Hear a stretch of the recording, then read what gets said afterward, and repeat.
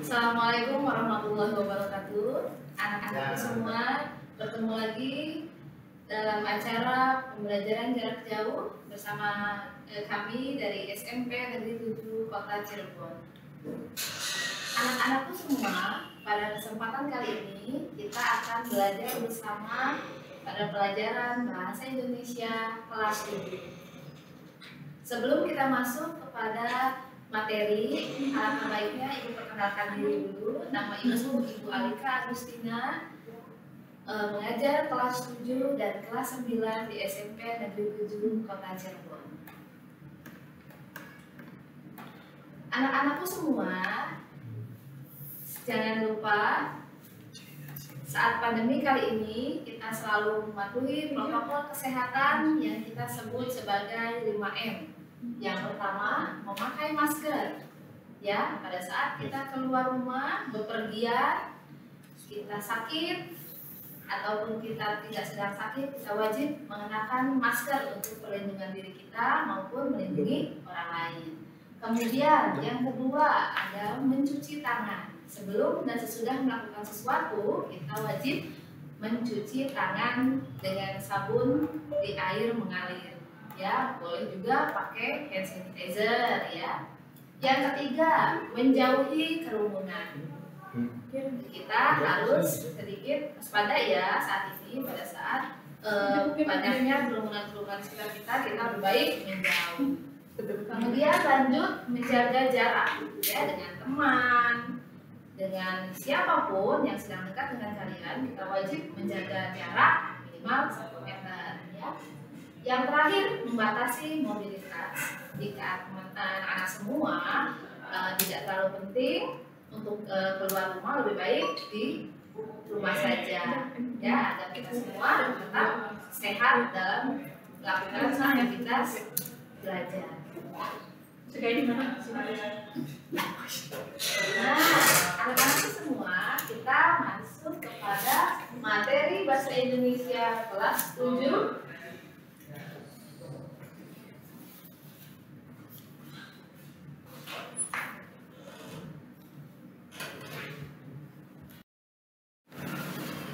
Anak-anakku semua, kita masuk ya pada materi Bahasa Indonesia kelas 7 mengenai mengapresiasi dan mengkreasikan teks fabel.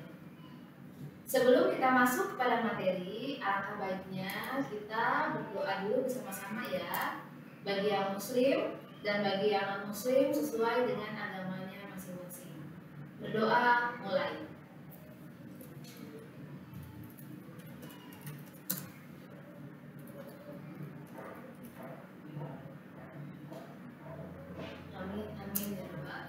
Berdoa selesai.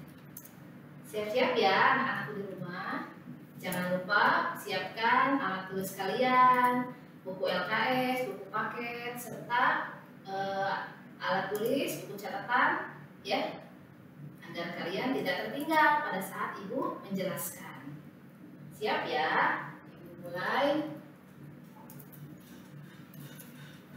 Ya, sebelum masuk materi, Ibu terangkan dulu apa sih tujuan pembelajaran kita pada pertemuan kali ini? Ya, kompetensi dasarnya yaitu menelaah struktur dan kebahasaan fabel atau legenda daerah setempat yang dibaca dan didengar.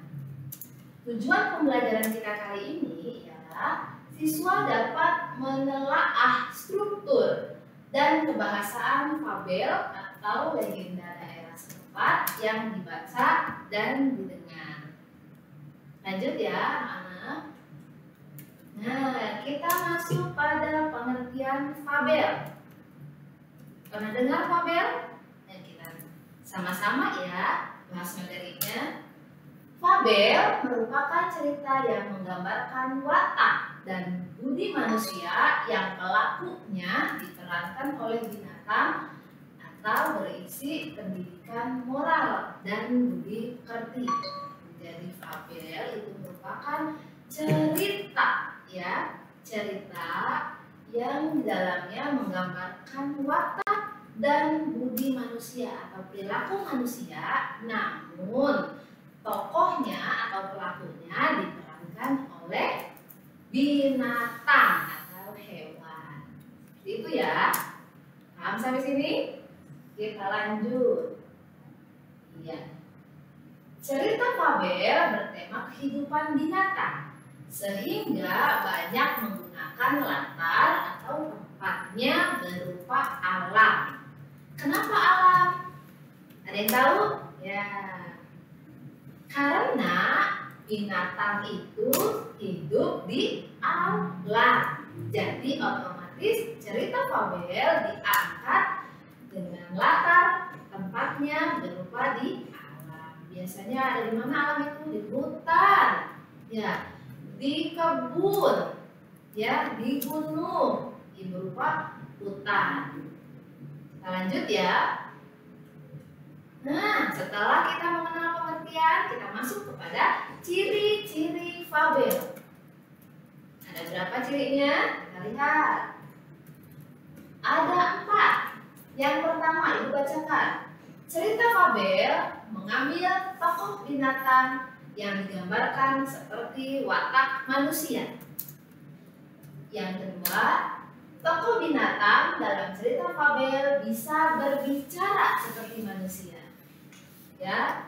Yang ketiga, cerita fabel memiliki rangkaian peristiwa atau alur yang menunjukkan kejadian sebab akibat yang diurutkan dari awal hingga akhir. Yang keempat, cerita fabel menggunakan latar alam, bisa di hutan, sungai, laut, kolam, dan sebagainya. Itu ya, ciri fabel. Yang pertama, tokohnya itu binatang. Yang kedua, tokohnya bisa seperti manusia, bisa berbicara, ya. Yang ketiga, ada runtutan peristiwa, ada alurnya, ya, ada sebab dan akibat. Dan terakhir, latarnya selalu di alam. Itu ya ciri-ciri fabel. Lanjut, Ibu lanjut ya.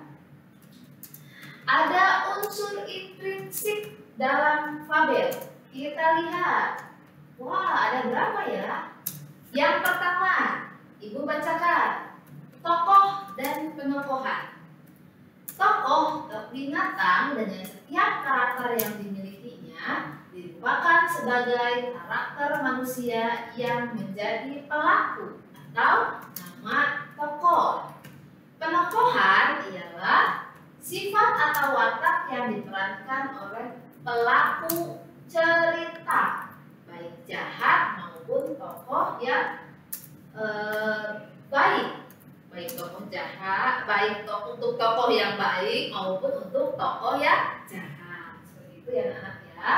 Kemudian lanjut, unsur intrinsik yang kedua ada amanat. Apa itu amanat?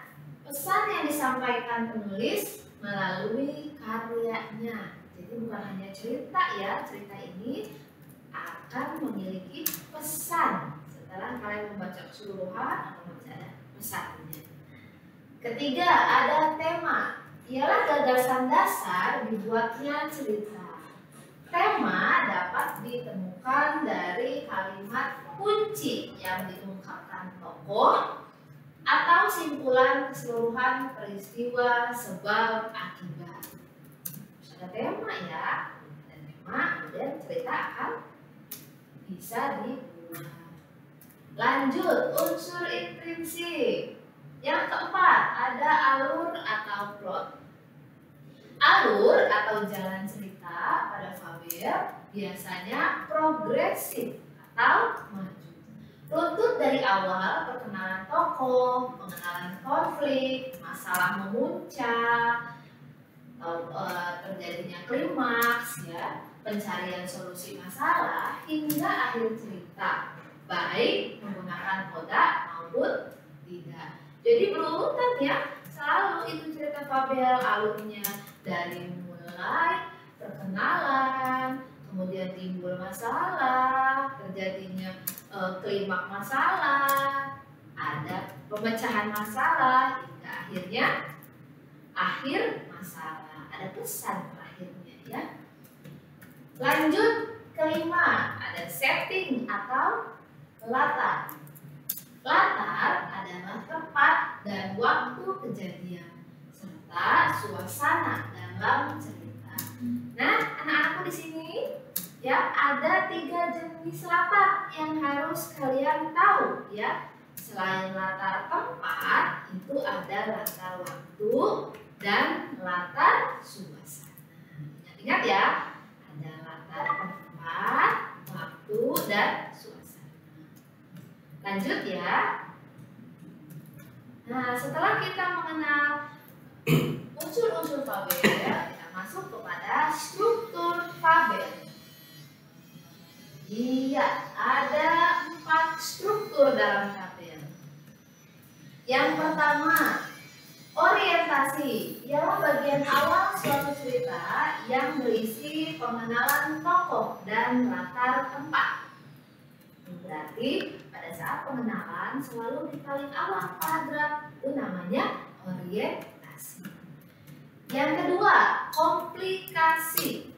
Bagian konflik cerita atau permasalahan yang muncul akibat perbedaan watak tokoh dengan tokoh lain dengan jalinan sebab akibat. Muncul masalah sehingga masalah memuncak atau biasa disebut klimaks. Ya, klimaks itu puncaknya masalah ya. Dari awal komplikasi, awal masalah, kemudian timbullah ya konflik itu memuncak menjadi klimaks. Ketiga, ada resolusi. Resolusi ialah bagian yang berisi pemecahan atau penyelesaian masalah. Nah, setelah tokoh itu sama tokoh itu terjadi suatu masalah, timbul masalah, muncullah resolusi yaitu penyelesaian masalah. Terakhir, ada yang disebut koda. Apa itu koda? Sebetulnya anak-anakku, koda itu boleh ada atau tidak ya. Koda itu ialah bagian akhir cerita fabel yang berisi perubahan sikap yang terjadi pada tokoh dan pelajaran yang dapat dipetik dari cerita tersebut. Ya, biasanya dalam koda ini berupa pesan, otomatis koda itu harus ada ya. Nah, tapi balik lagi, setiap cerita bisa ada kodanya, bisa tidak. Mungkin pesannya tidak disampaikan di akhir paragraf, mungkin pesannya masuk kepada setiap struktur yang lain ya, terselip di antara struktur yang lain. Seperti itu anak-anak ya. Ini struktur fabel. Sekali lagi, struktur fabel ada 4. Yang pertama, orientasi, pengenalan. Yang kedua, komplikasi, muncul masalah. Yang ketiga, resolusi, penyelesaian masalah. Terakhir, koda, akhir cerita. Lanjut, ada kaidah kebahasaan dari fabel. Ada apa aja ya? Iya. Ada pilihan kata atau biasa disebut diksi. Diksi pada fabel biasanya dipilih untuk menunjukkan latar sehingga mudah untuk diimajinasikan. Contohnya, ada 3 tadi Ibu sudah jelaskan. Yang pertama ada latar suasana. Nah, latar suasana itu seperti apa sih Bu? Nah, kita baca bareng-bareng ya. Latar suasana itu seperti ini. Hangat sinar mentari menyentuh kulit untuk suasana pagi. Berarti bagaimana nih? Hangat suasana mentari. Kira-kira jam berapa ya hangat suasana mentari itu pagi harinya? Ya, bisa jam 8 pagi, bisa jam 9 pagi. Nah, kalian bisa simpulkan sendiri. Gitu ya. Kemudian latar tempat. Nah, di tengah hutan belantara biasanya, di alam maksudnya ya hutan. Yang ketiga adalah latar waktu. Biasanya kalian akan bisa menyimpulkan di awal paragraf suka ada tulisan kala itu, pada zaman dahulu, dan sebagainya. Atau bisa pada suatu hari. Nah, itu sudah termasuk ke dalam teks cerita. Kemudian lanjut, ada penggunaan sinonim dan antonim dalam fabel. Fabel menggunakan variasi kata untuk menggambarkan atau mendeskripsikan sifat, tokoh, benda, dan keadaan. Meskipun memiliki arti yang sama, diksi yang tepat untuk mendeskripsikan sifat tokoh dapat mempengaruhi nilai rasa pada pembacanya. Contoh, pada saat emosinya lemah, senang, sedih, tidak teratur. Nah, itu dari kata juga bisa melihatkan emosi ya, menyimpulkan emosi bahwa sedang apa sih binatang itu? Oh, sedang sedih, berarti emosinya lemah. Kemudian muncul emosi kuat dengan sinonim riang, gembira. Wah, dia sangat senang. Merana, berantakan. Nah, berarti dia memiliki emosi yang kuat. Seperti itu ya.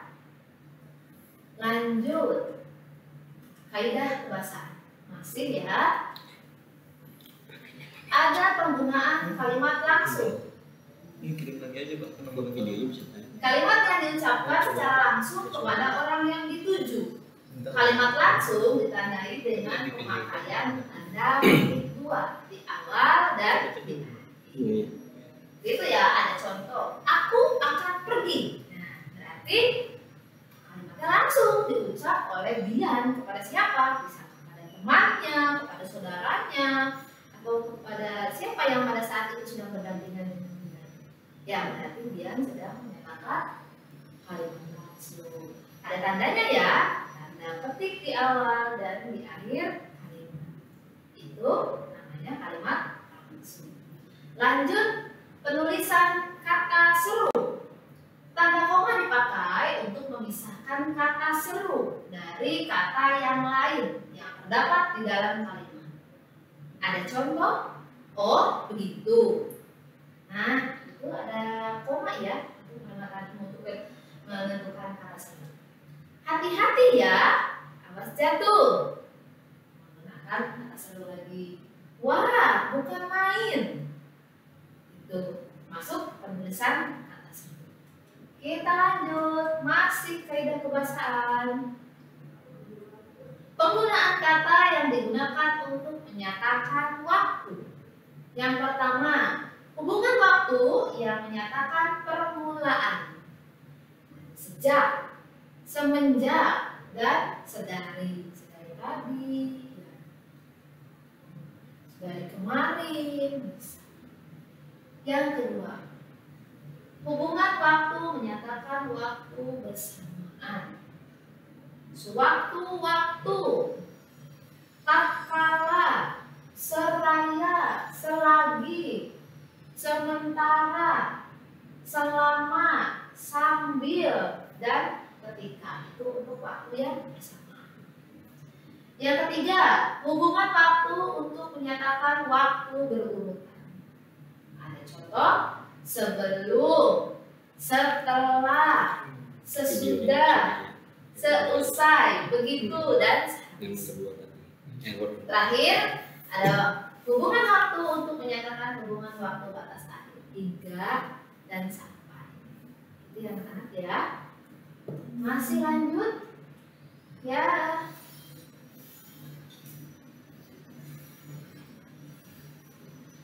Iya, kita lanjut. Masih kaidah kebahasaan ya. Ada apa kaidah kebahasaannya?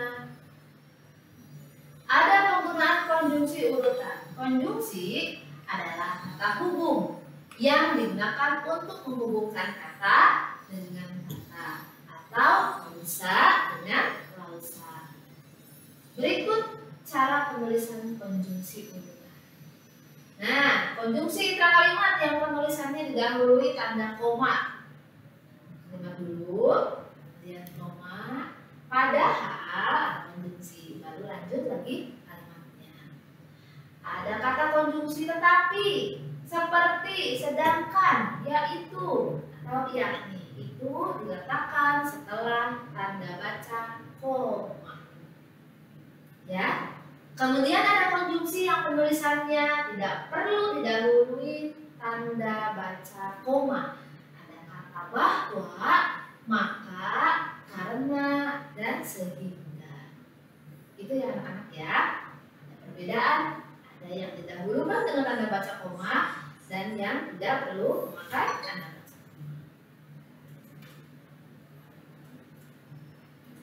Kita lihat. Ternyata ada contoh teks fabel. tentang apa ya? Singa dan beruang. Kita baca bersama-sama ya. Iya. Ada apa sih dengan singa dan beruang? Ada apa ya? Nah, dibacakan ya. Suatu hari, singa mengajak beruang untuk berburu bersama. Beruang setuju karena dia juga sedang lapar. Mereka segera menuju padang rumput untuk mencari mangsa. Tiba-tiba di padang rumput, singa dan beruang bersembunyi di antara semak-semak. Masing-masing mengincar mangsa yang akan mereka kejar. Setelah beberapa saat mengamati sekitar, singa dan beruang melihat rusa tua yang sakit dan tidak kuat bergerak lagi. Singa dan beruang segera keluar dari tempat persembunyian secara bersamaan untuk menghampiri rusa tua yang sakit itu. Akan tetapi, mereka tiba-tiba berhenti dan saling bersih tegang. Wah, ada apa ya? Saling bersih tegang padahal awalnya mereka sama-sama. Lanjut ceritanya? Kita lanjut ya. Ini mangsaku. Aku yang melihat pertama kali dan memberitahumu. Aku akan merobek tubuhnya dengan gigitanku yang kuat, kata singa. Lanjut.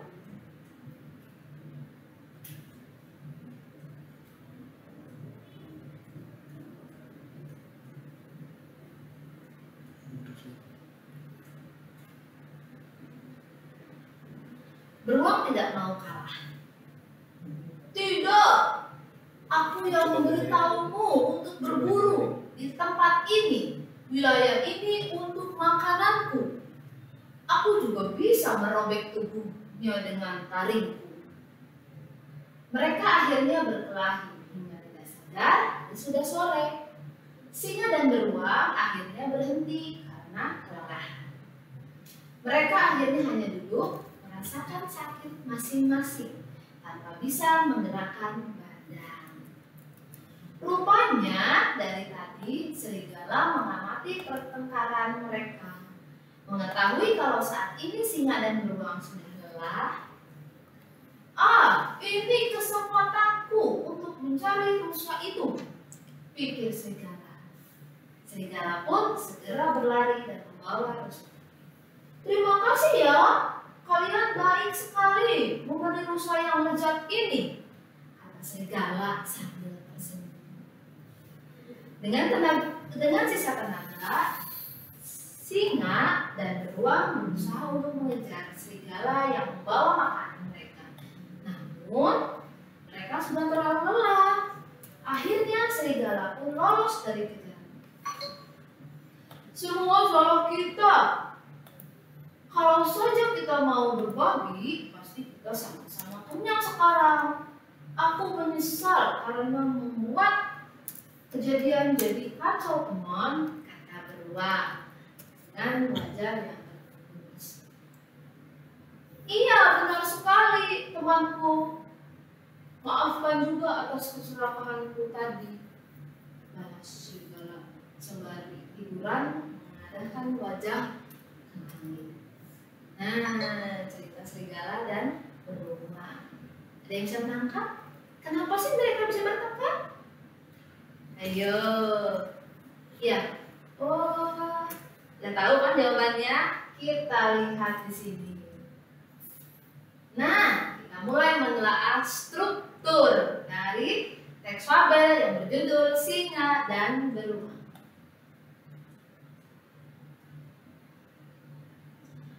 Yang pertama ada struktur orientasi. Struktur orientasi itu ada di paragraf 1.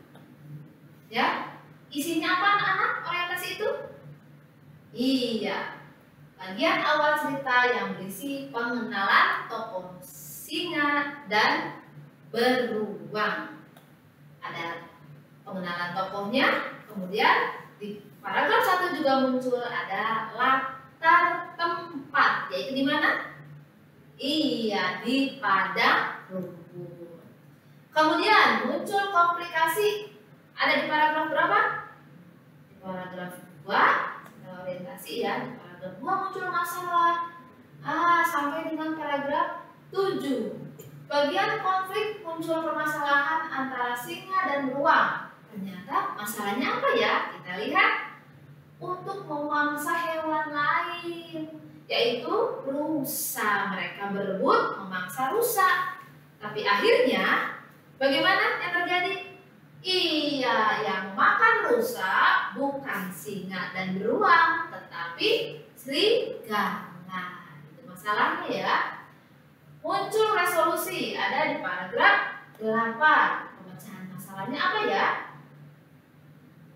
Serigala itu bisa lolos dari kejaran singa dan beruang karena mereka kehabisan tenaga setelah berkelahi mereka capek, akhirnya tidak bisa mengejar serigala yang membawa rusa tua tersebut ya, akhirnya lolos serigalanya ya.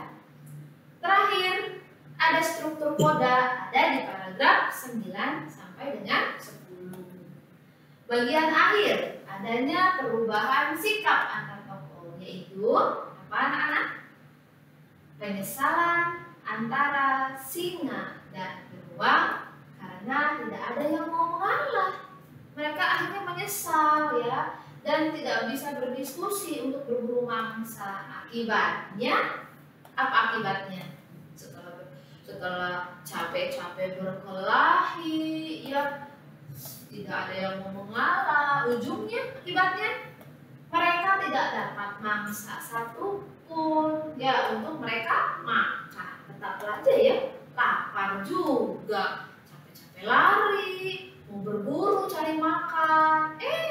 Giliran udah ada mangsanya berebut, diambillah dengan teman yang lain yaitu serigala. Akhirnya mereka berdua makan tidak? Tidak ya. Tidak jadi makan mereka. Lapar tidak? Masih lapar. Itu ya.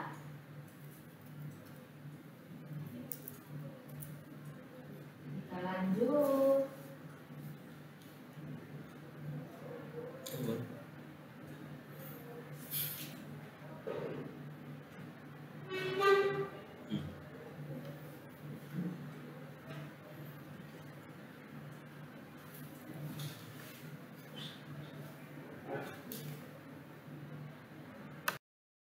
Ya, setelah tadi kita sudah menelaah struktur, kita kemudian akan menelaah bersama-sama tentang kaidah kebahasaan dari teks fabel yang berjudul Singa dan Beruang.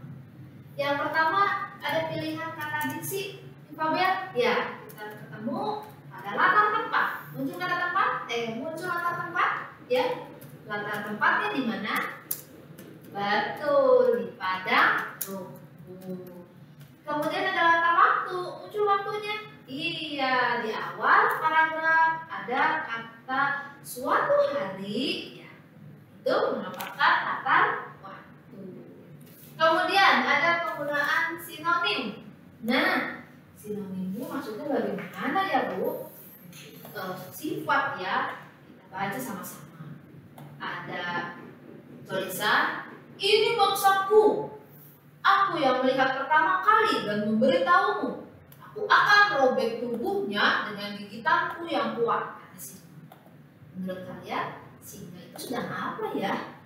Berbicara lantang seperti itu?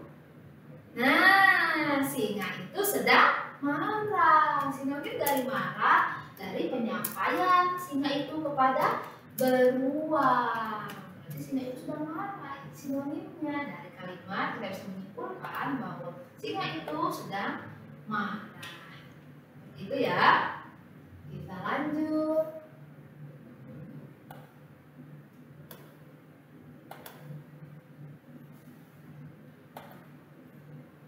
Masih menelaah kebahasaan. Ada penggunaan kalimat langsung. Yang tadi Ibu jelaskan, tandanya kalau kalimat langsung mencirikan dua tanda petik. Ada di awal dan di akhir kalimat. Bacakan ya contohnya ya. Beruang tidak mau kalah. Tidak, aku yang memberitahumu untuk berburu di Aku juga bisa merobek tubuhnya dengan baringku, kata beruang. Nah, ada tanda petik 2. Iya, betul sekali. Beruang itu sedang berbicara dengan siapa ya? Dengan singa. Pintar.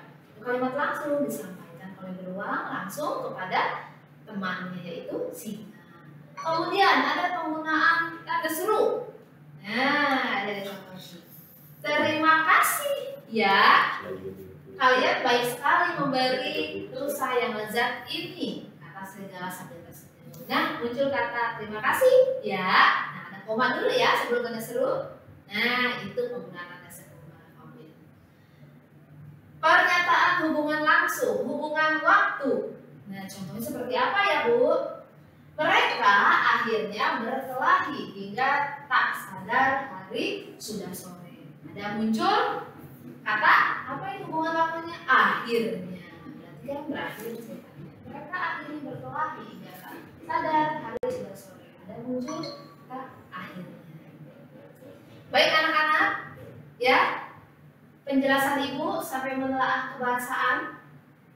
Nah, nanti bisa kalian tanyakan kalau misalnya memang kurang jelas dari penjelasan Ibu barusan. Sudah dicatat semua materinya, ya? Bila terlalu cepat, kalian bisa menyaksikan tayangan Ibu ini pada link YouTube, tepatnya di YouTube SMP Negeri 7 Kota Cirebon. Ya. Sekian penjelasan dari Ibu.